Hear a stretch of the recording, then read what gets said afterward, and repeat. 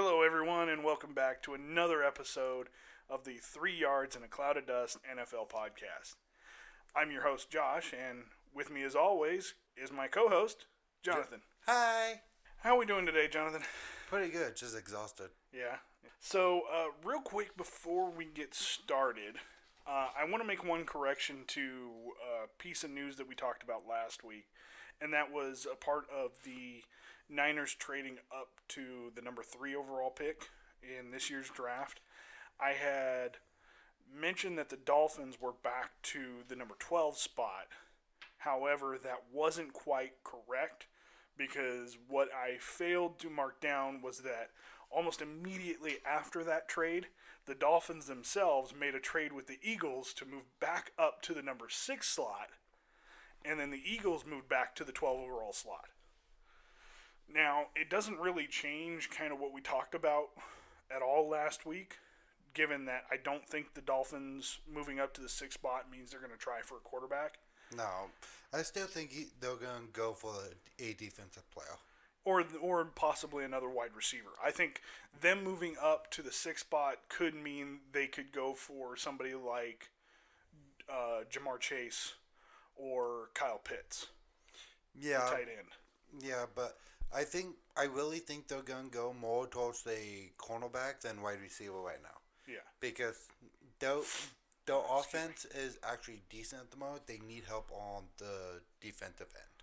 Yeah. But with the Eagles being willing to trade down to the 12th overall pick, that definitely signals that they are all in on the Jalen Hurts trade. Yes. Or train, sorry. So that definitely means that they're going with Hurts for this season at least. And now, I wouldn't be surprised if they went out and picked up a veteran to back him up or potentially play at a few games if he's not doing well. Well, I'm like, with them, I think they're going to get more of a wide receiver at a 12th pick. Uh-huh. Just because they do need a couple extra wide receivers that are actually good because they don't really have any. Right. So, Eagles are the one team I really think they're going for a wide receiver role, not so much defensive. Yeah. But Dolphins need more defense than offense. Now, I'll tell you right now, though, I really like the look of Kyle Pitts. I think he could either be... I think he could easily be a receiving tight end similar to that of Travis Kelce or... Who's the other big one? Darren Waller. Yes. I think he compares a lot to Darren Waller in size and speed. Oh, yeah. And his youth. I really like the look of him. I loved the way he looked during the pro day. He was solid. You get some extra muscle where he can actually run people over. Oh, he's going to be a dangerous tight end. Yeah, but in the upside to him, too, he looks like he could easily be converted to a full-on wide receiver. Yeah, and... He's got the speed. Because he has the speed, and he's got the hands. He is definitely that middle ground where you can throw him as a wide receiver and be perfectly fine where he is, or throw him as a tight end and be perfectly fine where he is. Yeah, I agree. And he is one of those agile ones. Well, if you really needed someone as a fullback too, he could do that. Yeah.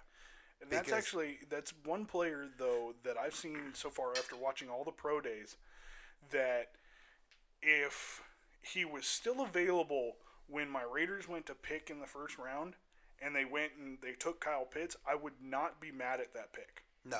Even though I definitely believe that they need more defensive help than what they have right now. But I think that one offensive player would definitely make a big change. Could you imagine having Darren Waller on one side, Kyle Pitts on the other? That would definitely be a big change. It would be like Tom Brady having both Gronkowski and Aaron Hernandez. Oh, yeah. They would have a extremely dominant offense at that point. Oh, yeah, definitely. Because no one would be able to get by them. Because what I want to see is, can he actually block? That's my biggest thing. Can he block? The whole thing is I think even if he stayed as a tight end going into the NFL, he would be a receiving tight end, like that of Waller, Kelce, and a few others. He wouldn't necessarily be there to be a blocking tight end. No, but if he was able to adapt into a blocking tight end and a receiver tight end, well, he can block for a minute as a decoy and then break off into a wide receiver. Yeah, but see, very few tight ends are able to do that. You either fall into the category of a receiving tight end or a blocking tight end. But if he's able to do both, that would definitely put him as a higher piece that a lot of people would have to think about again. Oh yeah, I mean he would almost have the dominance of Rob Gronkowski in his younger years. Oh yeah, definitely, because Gronk was one of the few that were able to do that. Yeah, absolutely. So, I mean, he struggled blocking right at the beginning. Beginning, but he within a couple of years of him being in the NFL, he was one of the top blocking / receiving tight ends. And he was dangerous because he would block for a minute. Right when he broke off, he was a wide open wide receiver at that point. Yeah, I think the only other one that could probably do that right now is George Kittle. Oh yeah, so I think he's a lot like. And if you can get both young Gronkowski, and so both of those could easily be like a younger version of Gronk. Yeah, but I could easily see Pitts going within the first 5 picks. Oh yeah, definitely. Probably not the first 2, but I could definitely see him going in the top 5. First 2 would definitely be quarterbacks without a doubt. Yeah, especially with some of the moves that have been made lately. Oh yeah, definitely. Okay, so one of the other big news events we've had this week is the Jets have traded QB Sam Darnold to the Panthers for a 2021 6th-round pick and a 2022 2nd and 4th round picks. I say that's actually a good move, not only for the Jets but for the Panthers, since the Jets are higher up in the draft for one, and 2, it's like they're actually getting something decent for the next cup for this year and next year to really be building on in the draft. Yeah. And the Panthers are getting a quarterback that is actually decent. Yeah, and I think the person who benefits most from this move is Sam Darnold. Oh yeah, because he wasn't out. Getting anywhere in Jet. He wanted out. He wanted out, and they did just that for him. They got him out of there, and he ended up being with the Panthers, which is probably a spot where he wanted to be anyway. Yeah, and I think he can recover with Carolina. I think he could be turned into. He could easily salvage his career there. Yes, because he may not stay there forever. He may be on the move within a few years to someplace better.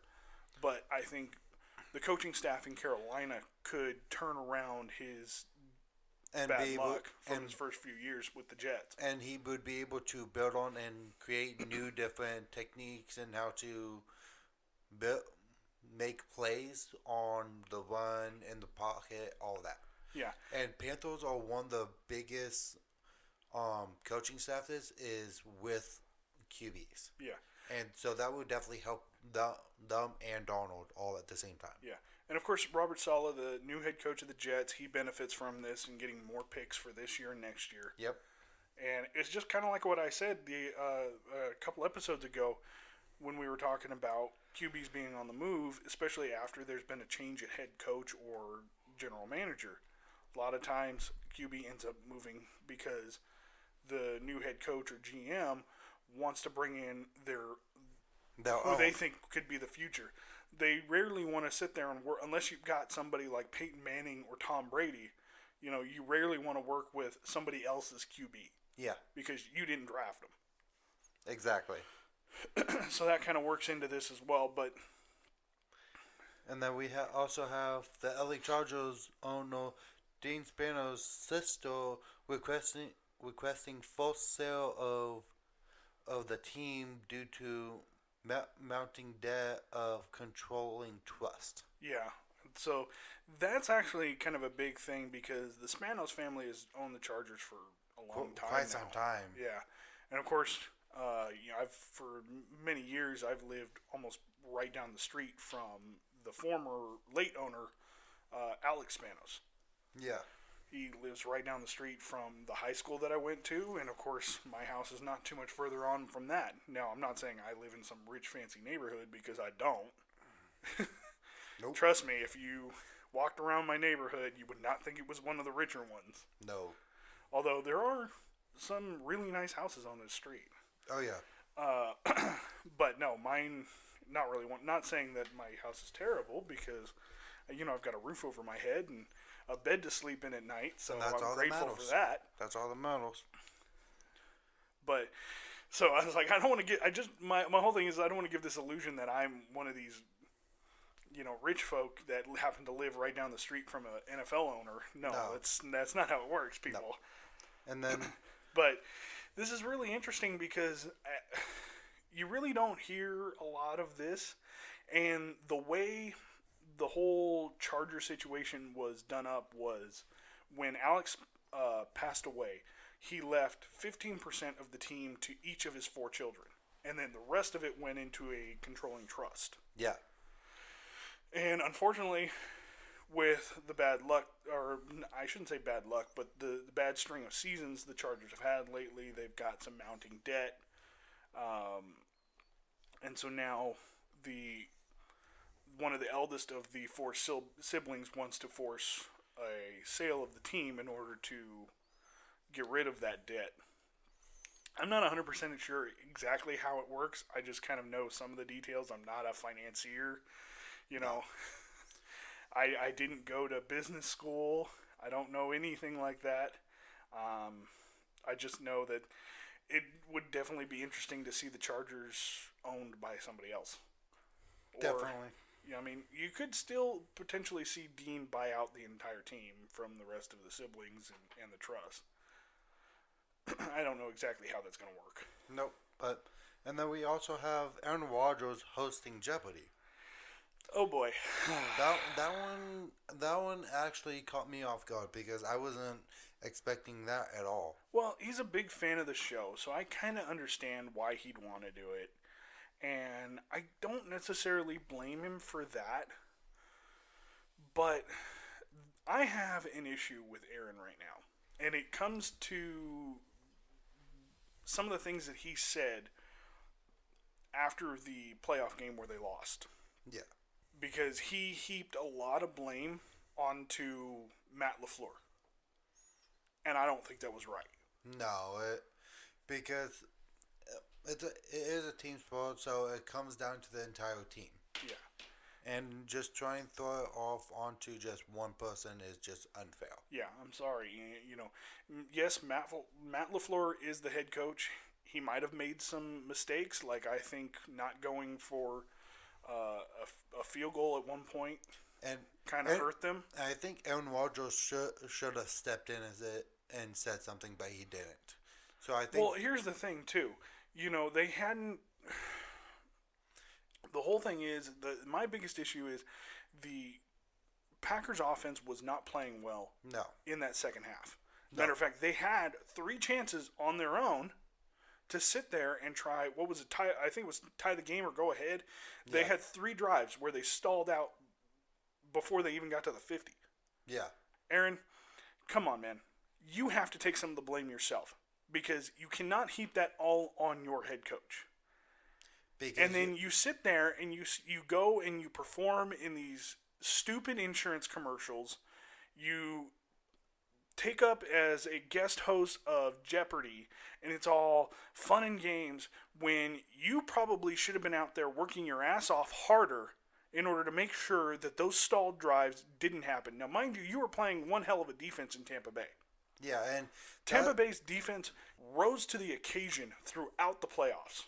And that was one of the things is like, and Rodgers really didn't expect their defense to be that good. I guarantee that was part of the issue is he underestimated their defense, and that's what kept them stalled out. Yeah, but for you to sit there and call out and place all of the blame on your head coach for that situation, shame on you, sir. Shame on you. You are a grown-ass man on a football team making millions of dollars a year. Suck it up and take ownership of your mistakes. Because the head coach can only do so much from the sideline. You're the one on the field. You're the one who has to make the play. Yeah. And if it ends up, well, you stalled out because you couldn't get anyone open, that's on you because you had multiple opportunities to get the stuff done. Yeah. and you didn't. Yeah, and yes, mind you, there probably should have been a few other decisions made in order to try and salvage that game. But the fact is, a lot of things went wrong for the Packers in that game. It wasn't just one person. It wasn't just one It's side of the ball. and a lot of it should have came.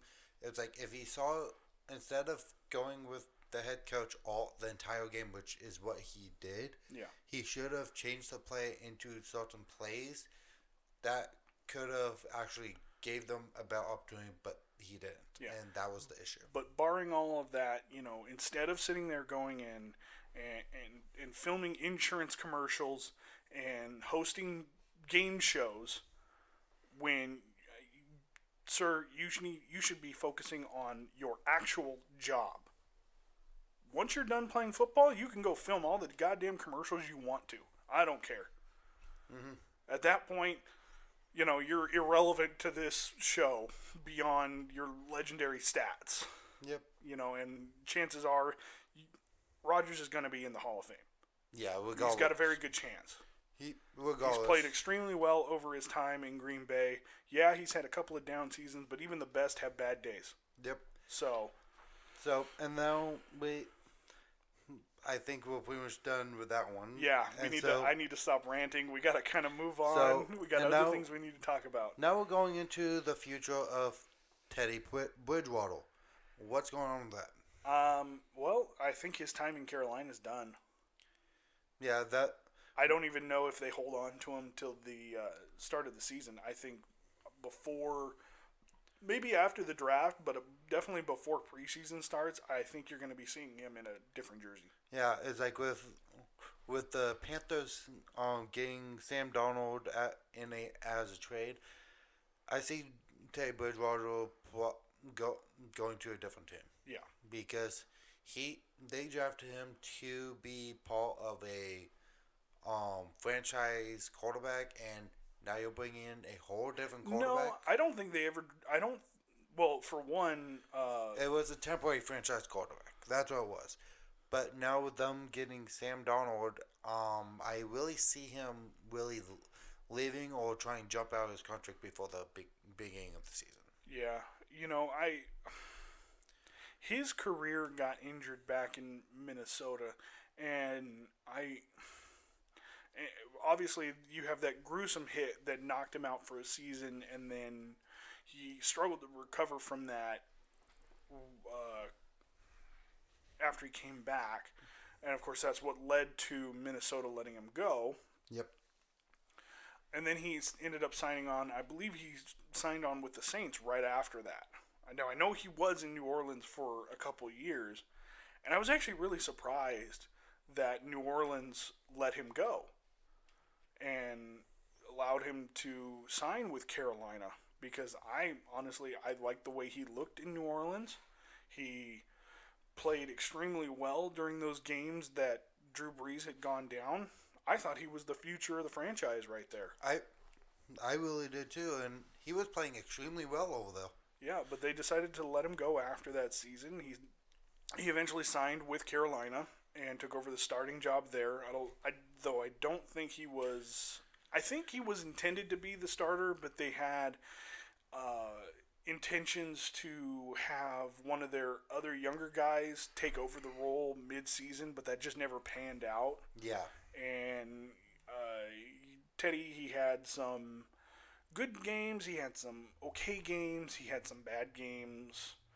But overall, I still think he's got a lot of potential left. So if he could find himself on a team with the right coaching staff, I think you could easily bring him back to that version of Teddy Bridgewater you saw in Minnesota before he got hurt. And then, of course, the version of Bridgewater that you saw down in New Orleans.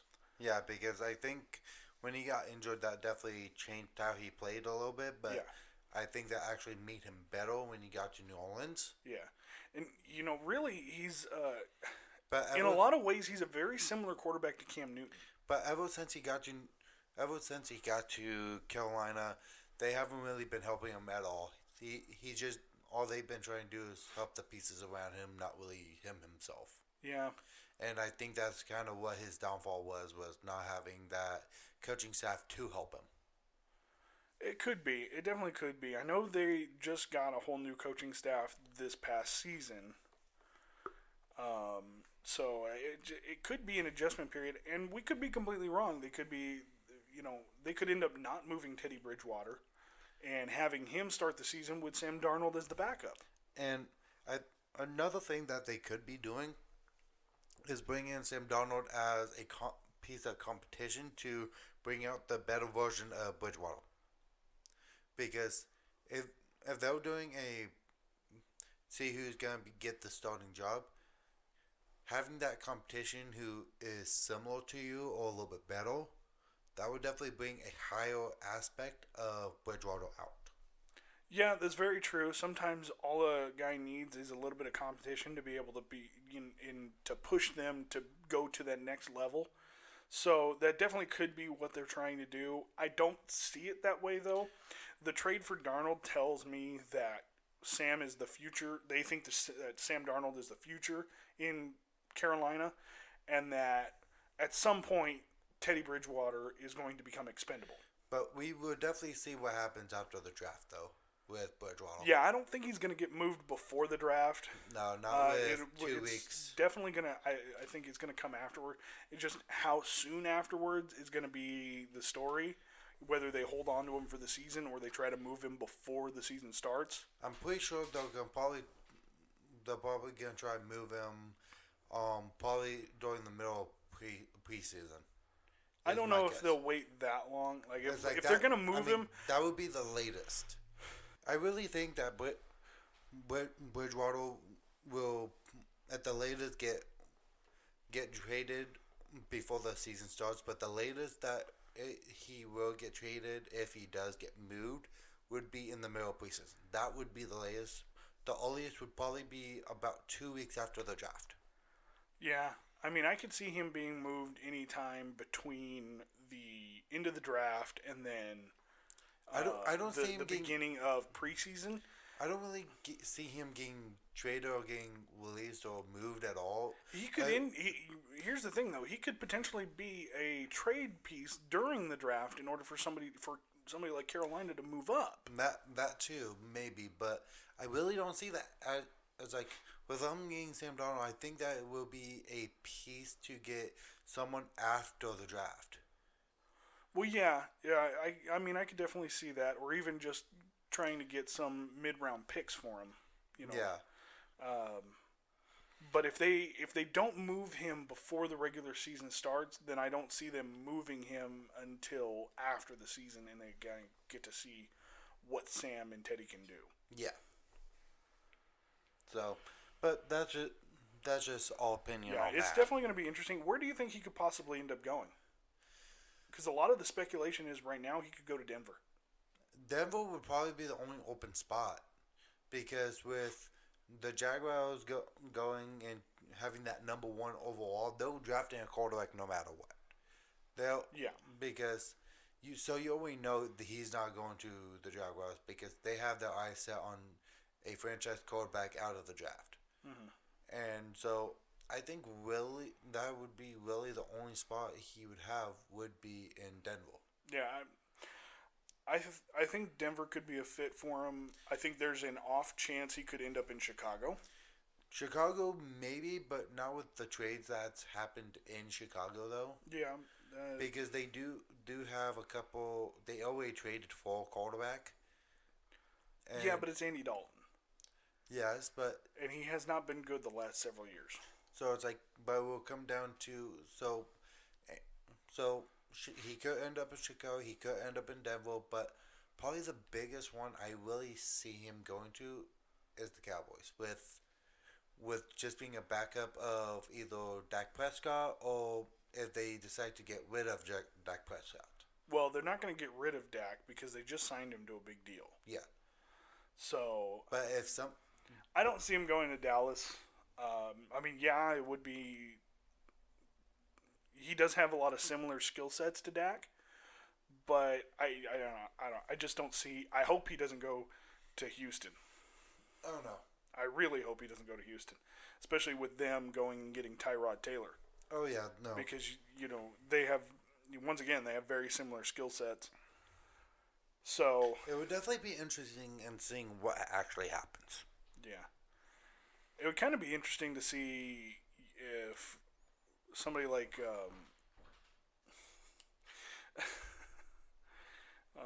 it'd be interesting to see if he ends up replacing somebody like Matt Stafford in St. Louis in a couple years. Oh, that one would be interesting. But Matt Stafford is also still decently young. He's in his 30s. He's in his low 30s, but it's like he still has a good career left in him. Yeah, I think he still has at least 3 to 5 years left in him. Yeah, but much past that. I just kind of wonder, could you see him going back to Minnesota? I really don't see him going back to Minnesota. I think he's kind of done with Minnesota with just how they decided to treat him while he was there. So I don't really see him going back since there hasn't really been much front office moves in Minnesota. Now, here's a question. Do you think maybe, just maybe, like if the Niners were to take somebody like Justin Fields in the draft, do you think maybe he could go to San Francisco to back up Justin Fields? I could see that. I could definitely see him because once again, there's another guy with very similar skill set, very similar play type. I could definitely see that happening, and having a backup for him would definitely be a good aspect for the 49ers. And there's still a couple other places he could land as a potential backup, like Miami or even Baltimore. I don't really see him in Miami. I really don't. It's like I would love to have him in Miami, but I really don't see him in a Miami uniform.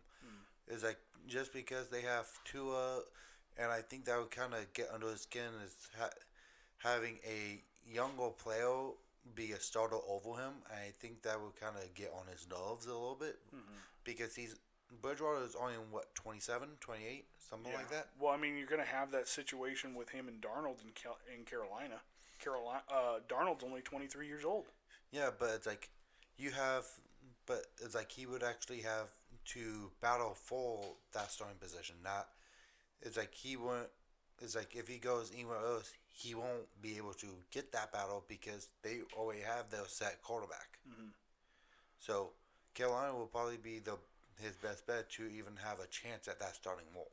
Yeah. Okay. Well, I think with that we kind of need to move on. So, and now for another thing, it's like, who is the best QB in the 2021 draft? That one is definitely interesting. Yeah, because, I mean, going into the pro days, I think a lot of people were holding Trevor Lawrence really high. Yeah. But personally, I think Zach Wilson's probably the best quarterback of the draft. Same. It's like, especially with Lawrence surgery too, it's like and it says he shouldn't be ready until the end of July, beginning of August, and that's kind of pushing it. So it's like, yeah, that's if he doesn't have any setbacks too. Yeah, and I mean, mind you, the surgery was on his non-throwing shoulder. Yeah, but it's like the big thing is, it's like with the Jaguars having that number one pick, I guarantee you what's going on through their head is, okay, will his surgery set him back? I think if they think yes, he will probably drop in the draft, and they will more likely go with Zach Wilson. See, I don't think he will. Like, mind you, I honestly do believe that Zach Wilson has more potential and is the better quarterback. But because of how highly touted Trevor Lawrence is, and because the surgery was not on his throwing shoulder but on his left shoulder, I don't think that's going to drop him. I don't think it's going to hurt him as much as some other people might think. Like definitely, if it was on his throwing shoulder, it definitely would have dropped him. He might have even dropped into the second round. Yeah, but it's like you really got to think about it. It's like if the surgery, yes, even though it went well, what happens to those complications with it after he becomes a starter with the Jags? Once again, it's still on his non-throwing shoulder, so I don't think it's going to cause that much of an issue. But if it starts actually becoming an issue, that is something that you're really gonna have to think about. It's like, because if it actually does become an issue, not saying it will, but if, do you want to have to deal with that, or do you want to have someone who hasn't had surgery and who's ready to go no matter what? Yeah, well, I mean, I agree with you on that. It's just I'm kind of saying how other teams are going to look at this, how the Jacksonville Jaguars are going to look at this. They're going to, it's not going to concern them as much because it was on his left shoulder and not his right. Like once again, if I said, if it was on his right shoulder, then definitely that drops him several spots. But because of the fact that it's on his non-throwing arm, it's just not going to factor in for these coaches and GMs as nearly as much as if it were on his throwing arm. And I do agree with you, though. So I'm just stating my concern because yeah, and it's a valid concern because anytime you have to have surgery on any part of your body, yes, it does raise a concern. It should raise a concern for, especially if you're in a professional sport. But the thing is they're going to look at it as, okay, we saw him throw in his pro day. He's having surgery that's not on his throwing arm. It's probably not going to affect him as much. Yeah, the recovery time is pushing it a little bit, but we also the recovery time though is for the full recovery of the surgery. Yes. It's not for until he can start doing activities with the team. So he'll most likely still be able to do some throwing activities with the team.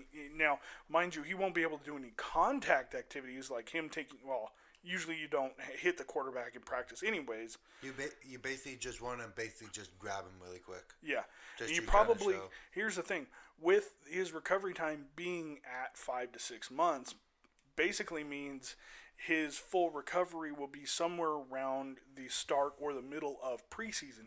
So, like I predicted in an earlier episode, he's probably not going to play any of the preseason.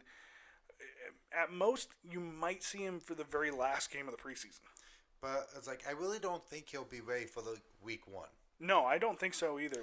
Because if it was shorter than 6 months, then I would say maybe. But it's like, you'd be pushing it at that point. He's missing He's going to miss at least half the preseason. He's going to miss at least half the preseason. He's missing the summer walkout. Yeah. So he's pretty much going to miss the OTAs except for, he might still be able to do some throwing though. But that's the thing. Thing is, it's like with that surgery, his left shoulder will be tight, But once again, it's not as big a concern as if it was his right shoulder, his throwing shoulder. Yes. So that is, he still might be able to participate in certain activities here and there.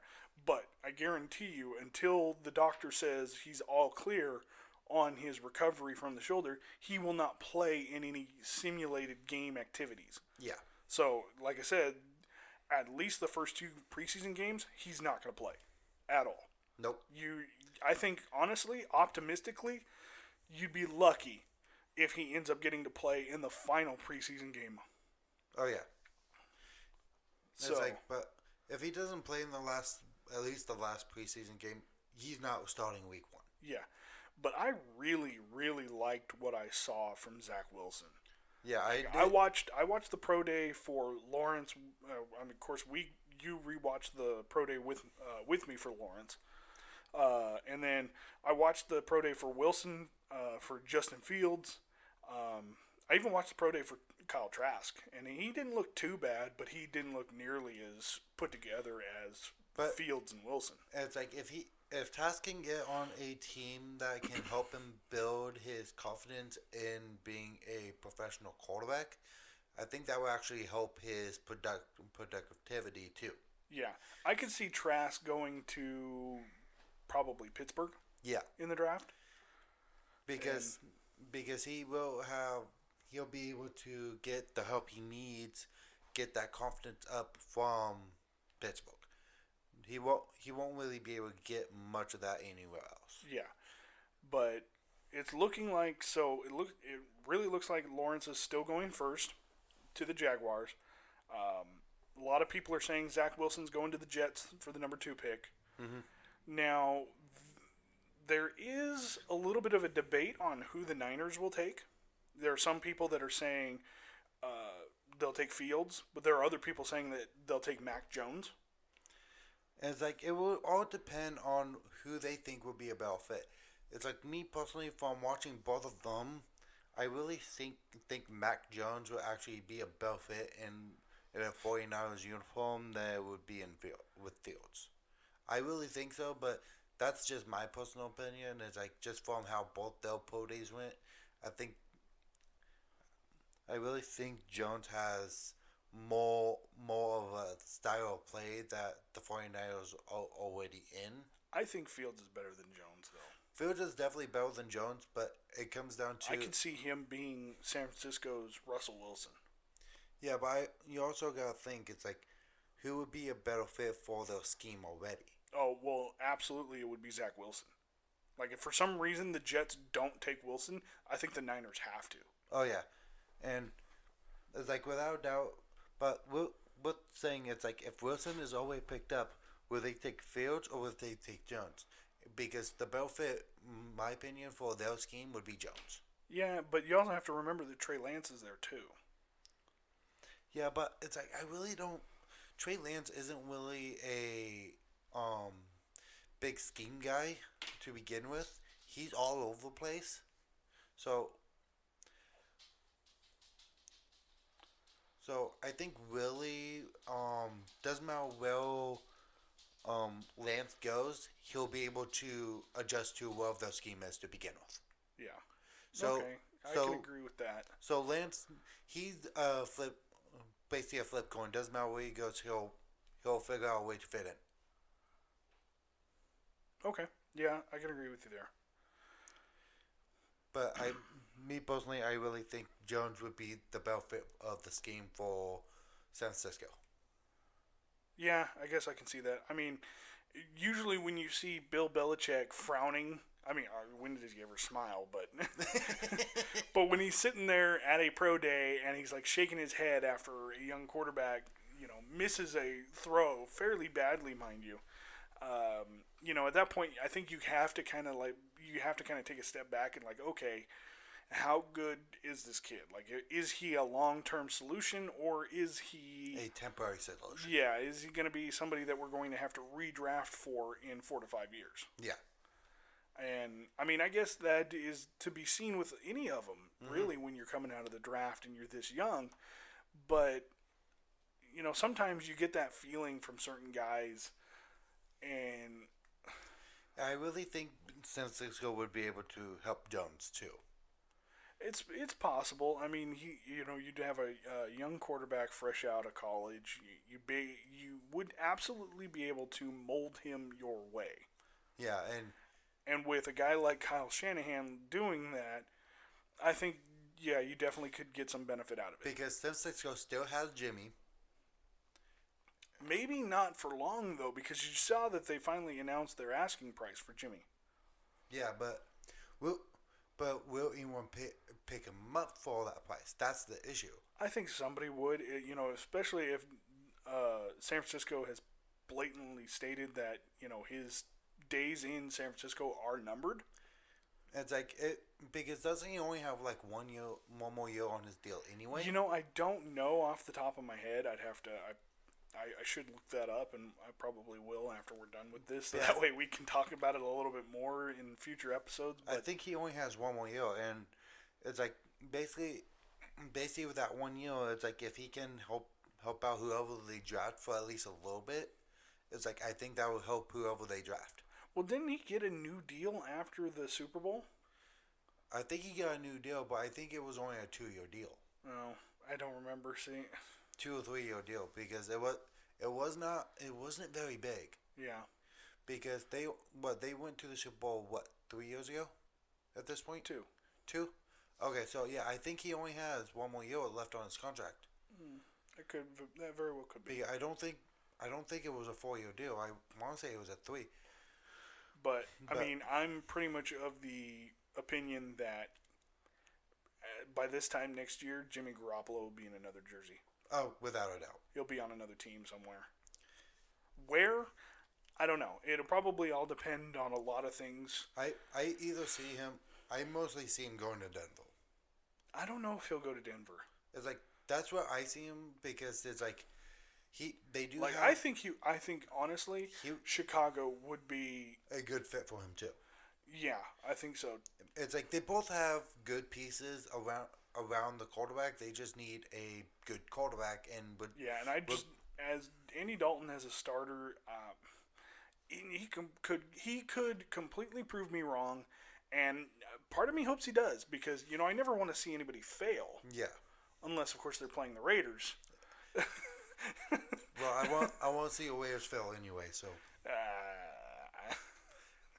well, you gotta remember I'm a you Dolphins can go fan, sit in the so corner. You can go sit in the corner. I am in the corner.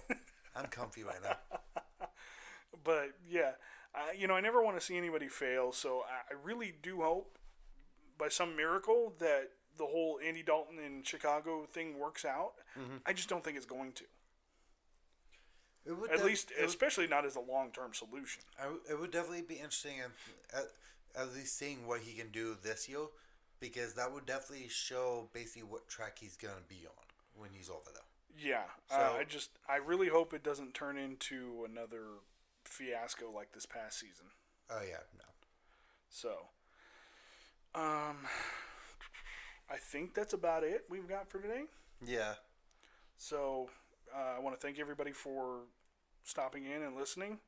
We really appreciate the support. For those of you that are listening, and please help us grow. We want to expand our audience. We want to get more people listening every week, obviously.